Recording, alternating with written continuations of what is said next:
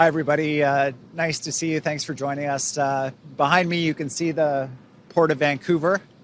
$300 billion in trade flows through that port, trade with 170 different countries, supporting more than 100,000 trade-dependent jobs right across the country. And it's an example of the importance of trade to British Columbia, to Canada. Obviously, right now, the situation we find ourselves in is one where there is no new normal in terms of our trade relationship with the United States. We have a president that is threatening catastrophic tariffs for both American families and Canadian families against Canadian goods. And the consequences for that, for British Columbia, would be quite significant and for many people, catastrophic.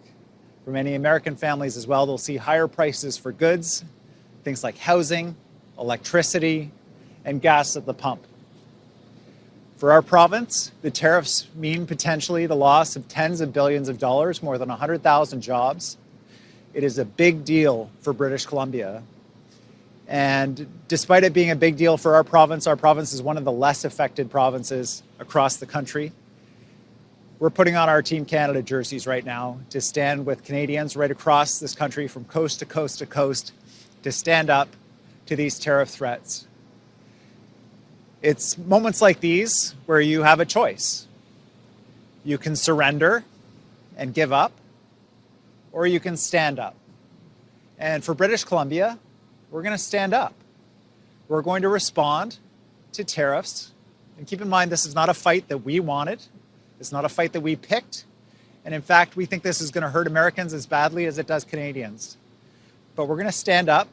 We're going to support federal efforts to respond with targeted tariffs to make sure that the Americans understand that we will not surrender.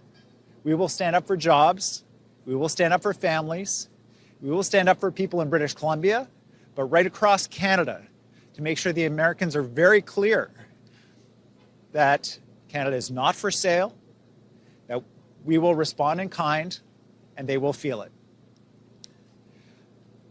I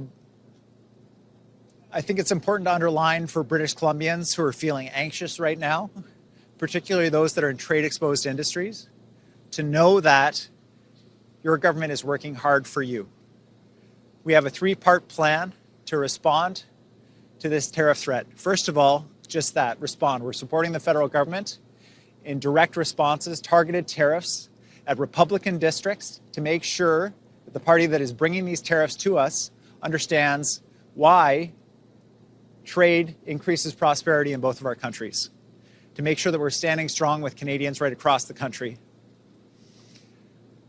In addition, we're strengthening our economy. Today, I was at the First Nations Leadership Gathering talking with Indigenous leaders about the importance of growing our economy, how we're all working together to make sure our province grows and prospers. And it's the same with industry. We're establishing, and I want to thank those members of the business community, the Indigenous community, the labor community that are joining us in a task force on trade and economic security for the province of British Columbia that will be co-chaired by Tamara Vuurman from YVR, Jonathan Price from Tech, and Bridget Anderson from the Greater Vancouver Board of Trade to make sure that we're coordinating at a provincial level with companies, with labor, with Indigenous leadership. So we're responding as a province, united against these tariffs, to strengthen our economy, to expand our economic growth even in this time of threat, and to make sure that we don't stay in this position of being so dependent on the United States. As I said, what President Trump has done has let us know that a partner that we've had for many, many years, that we trust, that we rely on, that's like family for us, can no longer be relied on. And I, for one, will not allow British Columbia to stay in a position of being dependent on a partner that we can't count on. Which leads me to our third part of our response, which is diversification. We're going to be working with the federal government, as well as on our own account, to ensure that we're deepening and expanding our trade relationships with other countries around the world. countries that are also facing tariff threats and other threats from the United States. It gives us all the more reason to work together, to deepen our relationships, and to diversify away from the United States. I know this is a scary time for a lot of people. If you work in an industry where we sell stuff to the United States, where we buy things from the United States, you're feeling anxious right now.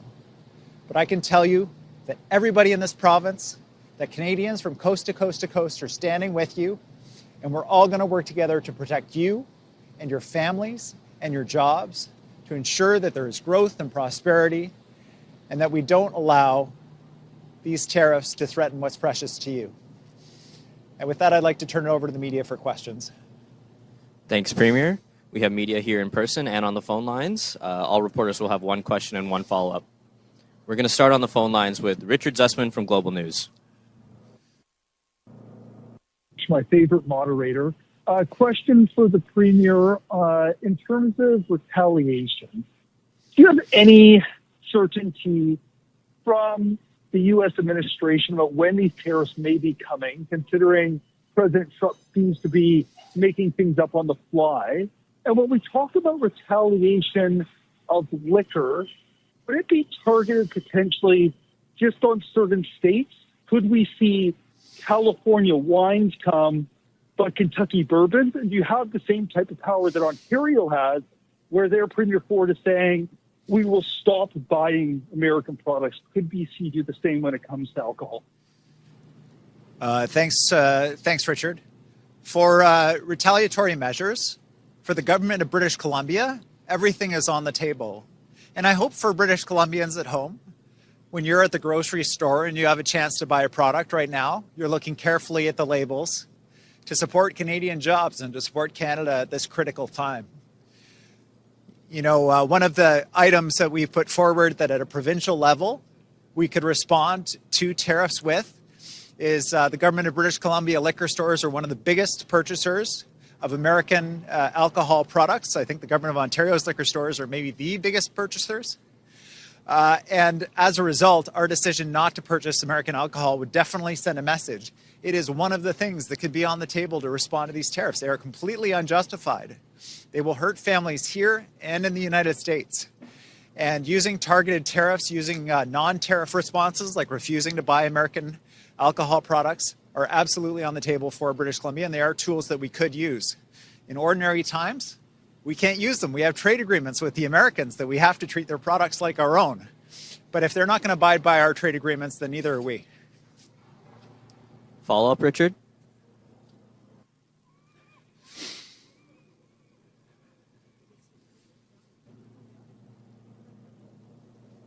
Okay, we'll try and come back to you, Richard, if you're still there. Next, we'll go to Rob Shaw with Czech News.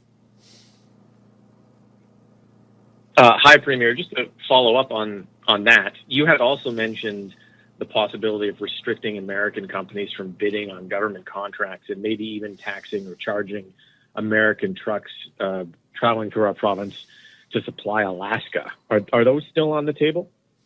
Yes, they are. Rob, right now, and I can assure British Columbians and Canadians that we will do our part to stand up for jobs, to stand up for British Columbians, to stand up for Canadians in this time. And we'll do so in a coordinated way with the federal government and with Canadians across the country. Anything that we can do at our provincial level, we have unique relationships with the United States in terms of being the connector to Alaska, in terms of being a major purchaser of American alcohol, in terms of our provision of electricity down the west coast of the United States through electricity sales at peak points for them. Anything that we can identify to help Americans understand the integrated nature of our economies and that harm that is done to Canadians is actually doing harm to Americans as well, then we're going to use those tools. And they might be tariffs, which are at the federal government level, or they might be non-tariff tools like the ones you listed, Rob. Follow-up, Rob? Sure, thanks. In 2019, the NDP government closed a number of BC's contracted trade offices in 13 Asian cities. You're talking now about expanding and diversifying into those markets again. Was it a mistake to close our trade offices that were supposed to be doing this work in the interim period? And what have we lost by doing that when we're trying to increase diversification now? Well, Rob, since I've been sworn as Premier, it's been a priority to expand our trade office presence. We've opened new offices in the Philippines, in Taiwan, and in Vietnam. We continue to expand our presence in trade internationally. Unfortunately, we did see the federal government cancel funding for particularly offices around the world that promoted Canadian wood products. It might be a good opportunity for them to revisit that decision and refund those offices. They often work in close partnership with our local trade offices, given the role of the timber industry in British Columbia. It's definitely a time for all governments to look at expanding their presence in other countries to promote products, because other countries will be looking to us as they're also hit by American tariffs. Thanks, Premier. Richard Zussman, if you're with us, we're going to come back to you for your follow-up. Premier, these are questions for a colleague. Two issues here. Will BC amend its distracted driving laws so that gig workers are not penalized for doing their app-based jobs? And on a separate issue, you have said in the past that you would step in and potentially intervene in the governance around Metro Vancouver's board. Now that we've seen this information that some mayors are making more than $400,000 a year, is it time to intervene in some of the governance issues over at Metro Vancouver? Thanks, Richard. On the first question, I understand there's an issue with an Uber driver who has been allegedly fined for hitting an accept button while driving. Happy to have a look at our rules to make sure they're in keeping with the obligations that gig workers have. While protecting British Columbians, distracted driving is a serious threat to safety. If you've ever seen someone driving while they're on their cell phone, you know the threat that they present to you and other drivers on the road. We've got to keep people safe, but recognize the modern nature of work. Happy to have a look at those things. In terms of the second question, what was the second piece there, Richard? On the governance of Metro Vancouver, right, yes, thanks, some mayors are making more than $400,000. Is it time for you to intervene in their governance structure? Thanks. Yeah, it is disappointing to be disappointed yet again by Metro Vancouver. I do have confidence in the independent governance review that's underway at Metro Vancouver. We'll make sure that the scope includes all aspects of governance, and including issues of salaries and spending at Metro Vancouver, as well as major project management. It is a level of government that is, I believe, important to ensuring the effective recognition of the fact that cities are highly integrated in our region. But I think when it comes to the residents of Metro Vancouver and just hearing story after story about problems at Metro, this review can't come a moment too soon. Thanks, Premier. Next, we'll head to Rob Buffum with CTV. Oh, hi. Thanks for taking my question. My first question, Premier, relates to retaliatory measures here. Just wondering, what do you say to businesses who are, perhaps supporting, fighting back here for sure, but also recognize that they're going to suffer a financial loss? Is there any specific relief you have in mind for businesses that would suffer under retaliatory tariffs? And also, in light of President Trump saying, I think I will impose the tariffs February 1, is there any thought to bumping up the February 12th visit of premiers if these tariffs might already be in place by then? Yeah, thanks, Rob. So I'm very much looking forward to joining premiers to a visit to Washington, D.C. to meet with decision makers and advocate on behalf of British Columbia and Canadians about the impact and cost this is going to bring to Americans, the cost in terms of jobs, but the cost in terms of family finances on things that they depend on that come from Canada. Things like electricity and gas at the pump. These are the basics. And so it's a big deal. It's an important visit. And to the best of my knowledge, there's no plan to change that visit date. It's hard to know for certain what the president's plans are. They seem to change moment to moment. But I can assure him and Americans of this, that we will respond if they impose these tariffs on Canadians and British Columbians. And we'll ensure that Canadians and British Columbians are protected. We'll play our part here in this province, and we'll stand up for them. And Rob, in terms of the first part of your question, oh yes, the way that retaliatory tariffs work is the government of Canada collects the tariff as the goods come into Canada. And that creates a revenue flow for the federal government. One of the messages that I delivered to the feds was that revenue should go to affected businesses and workers who are impacted by these tariffs to ensure that British Columbian workers and businesses that are impacted by retaliatory tariffs are kept whole. And those workers who are impacted by American tariffs are also supported. So that's part of our discussion with the federal government. It was a consistent message from all the premiers across the country. And it's my expectation is that is how the federal government will use that revenue that's generated by any retaliatory tariff. Got a follow-up for the Premier, Rob? I do, and it's on behalf of a colleague who's been doing a series on human trafficking, and she's hoping to know, do you think BC should have prosecutors dedicated specifically to handling human trafficking cases similar to what they have in Ontario? Well, we have a highly professional prosecution service here in the province. They operate and make their decisions independent of government. And it's certainly critical that they are able to understand and recognize the impact of crimes like human trafficking on vulnerable people in our province, especially young women and girls. And it is also a crime that disproportionately affects Indigenous girls. I'm conscious of that, given that we're having the First Nations leadership gathering right now. And the protection and support of youth in the province who are vulnerable is so important. I think that there's always ways for us to look at how we can do things better. And if there have been issues with prosecutions related to human trafficking, ensuring that the prosecution service is responsive to that and evolving their practice, learning from other jurisdictions, if there's another way to do things, is front of mind for me, and I know for them and the Attorney General as well. Thanks, Rob. Next, we'll head to Wolf Deppner from the Black Press. Yeah. Hi, good afternoon. Thank you for taking my question. We already heard February 1 as a potential date for American tariffs. How much time does this particular deadline give you in terms of an adequate response? Thank you.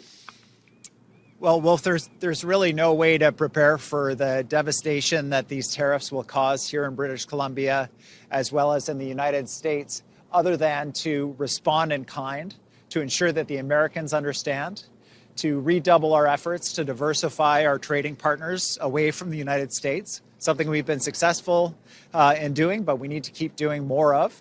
And finally, to strengthen our economy and get those projects rolling to ensure that there are employment opportunities for people who may be displaced from their jobs because of the tariffs. That work is all underway. We have a task force involving business, labor, Indigenous leadership that is gathering to support the province's response to ensure that we're all pushing in the same direction in response to this threat, which will be absolutely critical to us playing our part in a national effort to protect our country's sovereignty, to stand up for Canadians, and ensure that we're there for families across the country that are going to be hurt by this. Do you have a follow-up, Wolf? Yes, I do. Thank you. Earlier this morning, you talked with First Nations leader, and one of the points that came through was this idea of First Nations having a sort of a firm role in this Team Canada approach. How do you attempt to achieve that? We'll have a representative of the First Nations Leadership Council on the task force on trade and economic security that I shared information with you about in this media availability. Ensuring that voice is present at the table in discussions will help us ensure that we have an integrated response. And it might not be immediately intuitive to people about why Indigenous governments would need to have a critical role at this table. But it's important to understand that for major projects that we're looking to accelerate across the province to respond to ensure growth in our economy and jobs for British Columbians, it's hard to think of one right now that doesn't involve some level of Indigenous government participation, whether on the ownership side or in permitting processes, so that everybody's in the same level of understanding about the impact of the tariffs, the need to respond, why we're accelerating permitting processes, why we're emphasizing economic growth at this time and pushing so hard to get these things done to support British Columbians in employment. Having that Indigenous voice at the table will help us all move together in the same direction. Thank you. We have time for one more question, and we're going to stay on the phone lines with Justine Hunter from the Globe and Mail. Thanks so much. Just on that note, I heard Terry Teegee, Regional Chief, talk about consent-based decision-making, and I'm wondering how you approach that level of Indigenous participation when it comes to things like critical minerals that you've said are really key to BC expanding its economy at this point. Yeah, I think our goal as a government when it comes to activities on the land is a consent-based process with First Nations.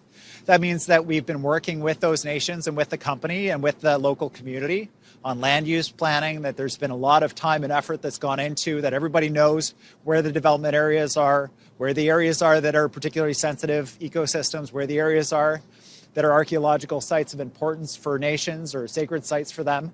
That's time-consuming and critically important work. We're doing it across the province with land use planning tables. We're expanding that work to provide additional predictability. But I can assure you that Indigenous communities understand very clearly the urgency of the tariff threat. These are communities across the province that are intimately tied into particularly the resource sector in different ways and will be feeling the impact of tariffs disproportionately to many communities in the province. And so what I'm hearing around the table and what I'm hearing from leadership at the First Nations leadership gathering is they get how serious this is. They get the need for accelerating this work. What they want to make sure is that we're protecting the land and the water and ensuring that it's there for the next generation while we do this economic development work. And we've got lots of great examples across the province of how we're doing that together, from the Tahltan and their mining activities in the Northwest, to Lake Babine First Nation that just signed a forestry agreement, to Kitsum-Kalem and Kitsalis that are opening a closed mill, to the 10 energy projects we have across the province, sustainable energy, 50% Indigenous owned. We can move quickly when we move in partnership, and that's what I'm hearing at this meeting is something that's broadly supported by nations. Do you have a follow-up, Justine? I do, thank you. Premier, you were mentioning in your opening remarks encouraging people to use their purchasing power to support Canadian businesses. I'm wondering what your thoughts are on non-essential travel to the U.S. Do you think Canadians should be taking holidays in the U.S. while this is going on? Yeah, it's a strange time because we've got friends and family and loved ones over the border. The border for so many Canadians has been a marker of certainly of a different country, but not in the way that borders typically separate countries. We've got so many relationships, and it feels very strange to say, but I really do think that for Canadians right now, when you're planning your March break vacations, when you're planning your summer vacations, if the tariff threat is realized, the deliberate economic attack on families in our province, in our country, by the President of the United States, that we should really be thinking carefully about spending our money in that country. And it's a bit heartbreaking to say it, to tell you the truth, because of our relationships back and forth. I don't understand why the president is doing this. I think it's bizarre. It's not a fight we wanted. It's not a fight we signed up for. But I assure every American, and certainly and especially the president, that Canadians will fight. We will stand up and fight, and that includes making decisions about how we spend our money. And we will not spend money in a country that wants to do economic harm to Canadians. And I think that it'll be a difficult discussion and decision for many people. But I'm sure families are having those conversations because it is such an awful thing the president is trying to do. Thanks, Premier, and thanks everyone for joining us this afternoon. That concludes today's event. Thanks very much.